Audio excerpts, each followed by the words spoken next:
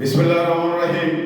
আমরা এই যে আমাদের ধনী কোনো আত্মীয় থাকলে, আমরা যদি একজন আত্মীয় দরিদ্র রয়েছেন, তো সেই ক্ষেত্রে আমরা ধনী আত্মীয়র বাড়িতে গেলে আমাদের এই কীরকম আচরণ করে, এটা কিন্তু আমরা অনেক পরিবারে অনেক জায়গায় এটা কিন্তু আমরা দেখেছি।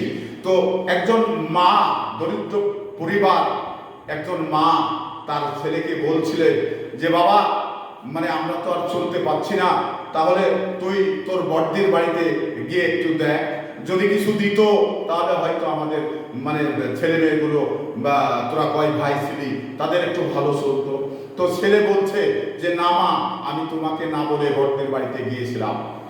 প্রথমে বেশভূষা দেখে তো আমার জমিদার চিনতেই পারলেন না, পরিচয় দিতেই বললেন যে এখানে বসো না, এখনই প্রজারা এসে পড়বে। তো এবার মা বলছেন, জামাইবাবু এই কথা বলতে পারলেন, কেন পারবে না মা?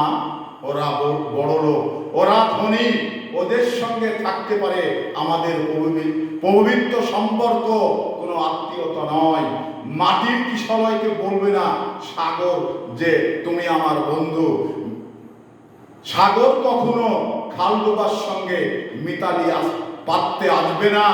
ওদের জাত আলাদা, ওদের গোত্র আলাদা, ওরা হলো উঁচুতলার মানুষ। তো এই বৈষম্য কিন্তু আমাদের দুনিয়াতে রয়েছে।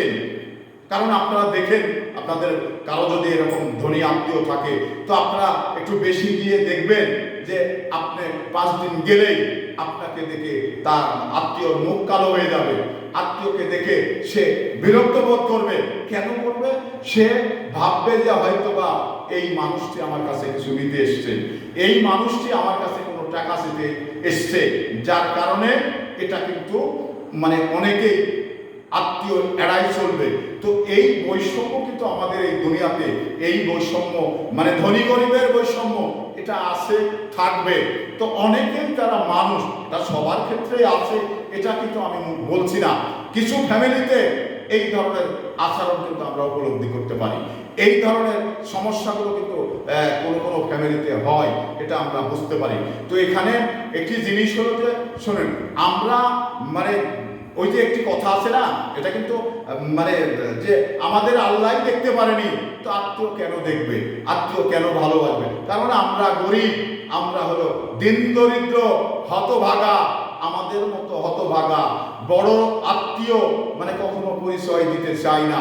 কারণ সে অনেকেই অনেকভাবেই অনেক বলে যে ছোট কোনো আত্মীয় গেলে এবং সোসাইটি মেনটেন করতে গিয়ে অনেক সময় বলে ফেলে যে এটা আমার চাকর বা এটা আমার বাড়ির কাজের মেয়ে।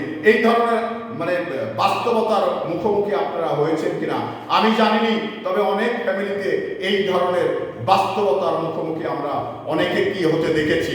তো এটা বড় দুঃখজনক, এটা বড় কষ্টদায়ক। কারণ অর্থ না থাকার কারণে আপনাকে আত্মীয়র পরিচয়ও আত্মীয় দিতে চায় না। এই যে বৈষম্য, এটা আছে, থাকবে এবং চলবে।